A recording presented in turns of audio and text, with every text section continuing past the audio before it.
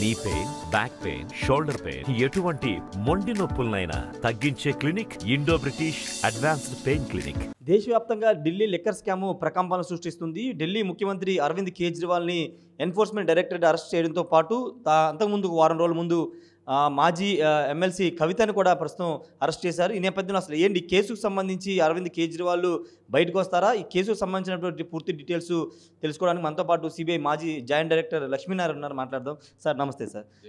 Sir ఇప్పుడు Arvind Kejriwal arrest మనం చూసాము, ఎన్ఫోర్స్మెంట్ డైరెక్టర్ అరెస్ట్ చేసింది. ఢిల్లీ లిక్కర్ స్కామ్ అసలు ఏంటి సార్? అంటే నిజంగానే అరవింద్ కేజ్రీవాల్ పాత్ర ఉందన్నా ఏం జరుగుతుంది? పాత్ర ఉంది అని నిర్ణయించాల్సిన బాధ్యత కోర్టులకు ఉంటుంది. అంటే ఒక కేసు రిజిస్టర్ చేసి ఇన్వెస్టిగేట్ చేసే బాధ్యత ఈ ఇన్వెస్టిగేటింగ్ ఏజెన్సీస్కి ఉంటుంది. లైక్ సిబిఐ కానీ, ఈడీ కానీ, లోకల్ పోలీస్ కానీ.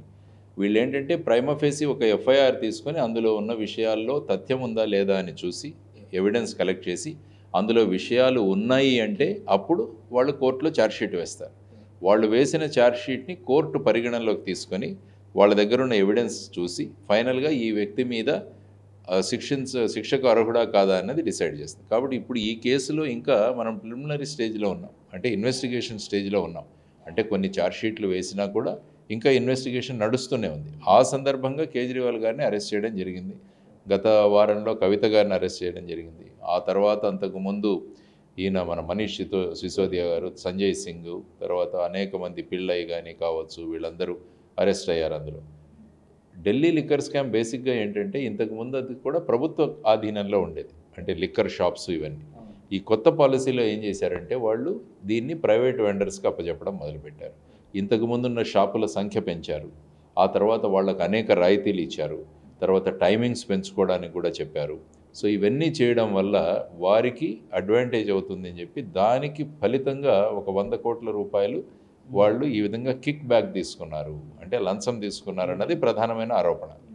సో దాని తర్వాత ఏంటంటే ఆ పాలసీని వాళ్ళు క్యాన్సిల్ చేశారు. తర్వాత ఆ పాలసీని క్యాన్సిల్ చేసి మళ్ళీ ఓల్డ్ సిస్టమే మొదలుపెట్టారు. కానీ ఈ మధ్యలో కొత్త పాలసీని ప్రవేశపెట్టడానికి ఒక 100 కోట్లు వాళ్ళకు లంచంగా ఇవ్వబడింది, ముఖ్యంగా ఈ సౌత్ లాబీ నుంచి అని చెప్పారు. చెప్పిన తర్వాత ఇప్పుడు కేజ్రీవాల్ గారు కూడా ఈ వచ్చిన డబ్బులు ఏవైతే ఉన్నాయో వాటిలో ఆయనకు కూడా కొంత ముట్టింది అన్నది ప్రధానంగా వీళ్ళు వాదిస్తున్న విషయం. ఇప్పటి వరకు ఐ థింక్ 129 కోట్ల ఆస్తులు మేము ఐడెంటిఫై చేశాము, తర్వాత జప్తు చేశామని వాళ్ళు చెబుతున్నారు. కాబట్టి ఇప్పుడు మీరు అన్నట్టు కేజ్రీవాల్ గారి పాత్ర ఇప్పుడు అరెస్ట్ చేసే వరకు వచ్చింది. అరెస్ట్ చేసిన తర్వాత వారి దగ్గర నుంచి ఎటువంటి సమాచారం రాబట్టాలన్నది ఇప్పుడు కోర్టు ముందు వారి కస్టడీ అడుగుతారు.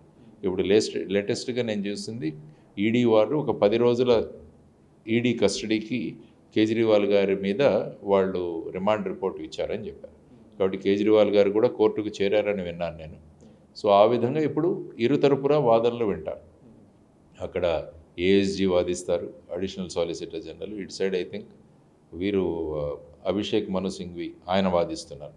సో వాదోపవాదాలు విన్న తర్వాత జడ్జి గారు నిర్ణయిస్తారు. అంటే ఈయన 10 రోజుల కస్టడీకి ఇవ్వాలా, లేకుంటే వారం రోజుల కస్టడీకి ఇవ్వాలా, అసలు ఈడీ కస్టడీకి ఇవ్వాల్సిన అవసరమే లేదా, ఈయన జ్యుడిషియల్ రిమాండ్కి పంపిద్దామా, జ్యుడిషియల్ రిమాండ్ వేసిన తర్వాత కేజ్రీవాల్ గారు బెయిల్ అప్లై చేసుకోవచ్చు.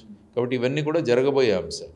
సో ఈ విధంగా మనం చూసుకుంటే ఇప్పుడు 2 గంటలకు మొదలైన వాదోపవాదాలు ఫైనల్గా ఏ విధంగా అవుతాయన్నది సుమారుగా 3-4 గంటలు వాదోపవాదాలు జరిగే అవకాశం ఉంటుంది. ఎందుకంటే వారు చేసే ప్రతి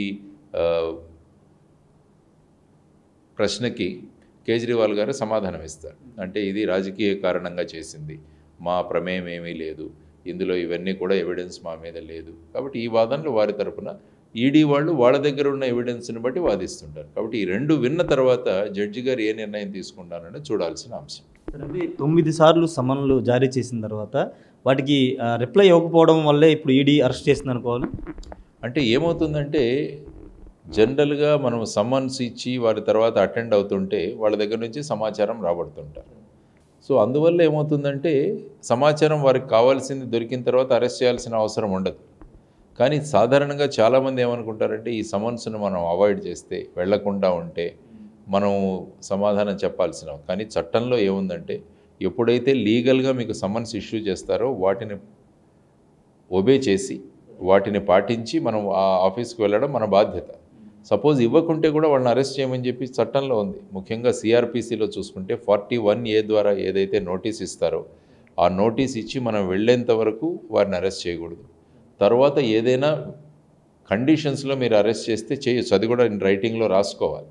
సో ఈ కేసులో ఏమైందంటే ఆయన 9 సార్లు ఇచ్చిన తర్వాత కూడా ఆయన వెళ్లకుంటే అప్పుడు వారు ఈవెన్ యాంటిసిపేటరీ బెయిల్ కోసం కూడా ప్రయత్నించారు హైకోర్టులో. అది కూడా వాళ్ళే మేము చేయలేమన్నారు. దాంతో నిన్న సాయంత్రం ఈడీ వారు వెళ్ళి వారిని అరెస్ట్ చేసి ఈరోజు కోర్టులో ప్రొడ్యూస్ చేస్తుంటారు.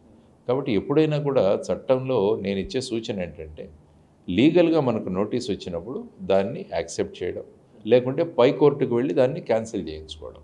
ఇది ఒక్కోసారి ఏంటంటే ఇన్వెస్టిగేటింగ్ ఏజెన్సీస్ వింటాయి. సపోజ్ నేను బిజీగా ఉన్నాను, లేకుంటే అసెంబ్లీ ప్రొసీడింగ్స్ జరుగుతున్నాయి, ఎలక్షన్లో బిజీ ఉన్నాను, ఇలాంటి రీజనబుల్ ఇది ఇస్తే వాళ్ళు ఒప్పుకుంటారు.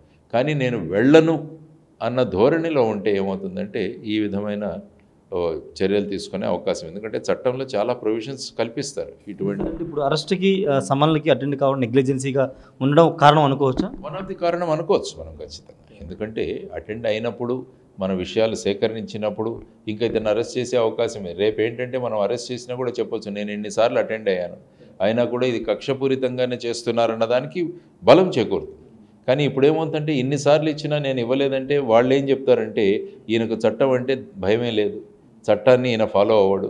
ఆ విధంగా కోర్టుని వాళ్ళ మనస్సును, కోర్టు యొక్క ఆలోచనలను మార్చే ప్రయత్నం కూడా చేస్తారు ఖచ్చితంగా. ఎందుకంటే మన ప్రవర్తన ఎలా ఉందన్న ఆధారం మీద కూడా కోర్టులు మన మీద అభిప్రాయాన్ని వాళ్ళు ఏర్పరచుకుంటారు. ఇది చాలా ముఖ్యమైన విషయం మనకి. అంటే మనీ లాండరింగ్ చట్టం ఏం చెప్తుందంటే ఇప్పుడు ఈడీ ఫాలో అయిన రూల్స్ అంటే ఆయన్ని ఇంటికి వెళ్ళి ఇన్వెస్టిగేషన్ చేయడం, తర్వాత అక్కడే అరెస్ట్ చేస్తున్నామని చెప్పడం, ఇదంతా ప్రొసీజర్ ప్రకారం జరిగిందంటారా? ప్రొసీజర్ ప్రకారం ఏంటంటే ఎవరైనా వ్యక్తిని అరెస్ట్ చేసిన తర్వాత వాళ్ళని ఎందుకు అరెస్ట్ చేశామని చెప్పేసి వాళ్ళకొక మెమో ఇవ్వాలి, వాళ్ళకొక డీటెయిల్డ్గా. ఆ తర్వాత ఆ వ్యక్తికి సంబంధించిన వ్యక్తికి కూడా తెలియజేయాలి. ఫర్ ఎగ్జాంపుల్ ఇంట్లో అరెస్ట్ చేసినప్పుడు వాళ్ళ ఇంట్లో ఉన్నవారు వారిని అడుగుతారు, మేము ఎవరికి మీ అరెస్ట్ గురించి ఇన్ఫామ్ చేయాలంటే ఫర్ ఎగ్జాంపుల్ వాళ్ళ మామగారికి కానీ భార్యకు కానీ చేయమంటే వాళ్ళకి ఇన్ఫామ్ చేసి ఆ ఫామ్ వాళ్ళకి ఇచ్చి వాళ్ళ దగ్గర వాళ్ళ సంతకం కూడా తీసుకోవాలి. గ్రౌండ్స్ ఆఫ్ అరెస్ట్ మేము ఇన్ఫామ్ చేసాము. ఆ ప్రొసీజర్స్ అంతా యూజువల్గా ఫాలో అవుతారు. ఎందుకంటే ఆయన సీఎం స్థాయిలో వ్యక్తి. రేపు ఏంటంటే ప్రతి విషయం కూడా కోర్టులో చర్చకు వస్తుంది. కాబట్టి ఏదైనా చిన్న మిస్టేక్ చేసినా కూడా దాన్ని అడ్వాంటేజ్గా తీసుకొని వాళ్ళు ఖచ్చితంగా ఈ ప్రొసీజర్ ఫాలో అవ్వలేదు కాబట్టి మాకు బెయిల్ ఇవ్వండి అని కూడా అడుగుతారు. ఇప్పుడు కస్టడీకి ఒకవేళ కస్టడీకి ఇస్తే కనుక కోర్టు ఎలాంటి క్వశ్చన్స్ అడిగే అవకాశం ఉంటుంది?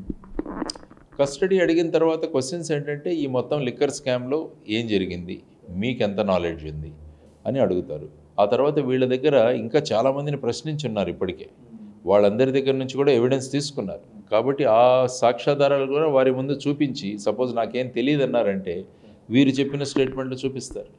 సో ఇవన్నీ చూపించి ఆ మనిషిని అడుగుతారు, మా దగ్గర ఈ విధమైన ఆధారాలు ఉన్నాయి, మరి మీరు లేదని చెబుతున్నారు ఏంటన్నది కూడా అడగచ్చు. ఎందుకంటే పిఎంఎల్ఏ యాక్ట్ ప్రకారం ఇది ఒక సివిల్ కోర్ట్ లాగా ఉంటుంది. అందులో సివిల్ కోర్టులో ఆయన్ని పిలిపిస్తున్నారు కాబట్టి కోర్టు ముందు అంతా కూడా సత్యమే చెప్పాలనే ఉన్నది.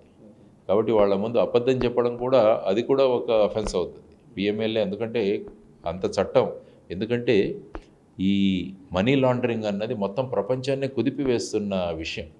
ఇప్పుడు హవాలా అని చూసాం చాలా చోట్ల, ఎక్కడి నుంచి ఎక్కడికి కావాలంటే ఎంత డబ్బు కావాలంటే అంత డబ్బు మారిపోతుంది. అంగాడియా అంటారు, హవాలా అంటారు. ఈ విధంగా దేశ హద్దులు కూడా మారిపోతాయి.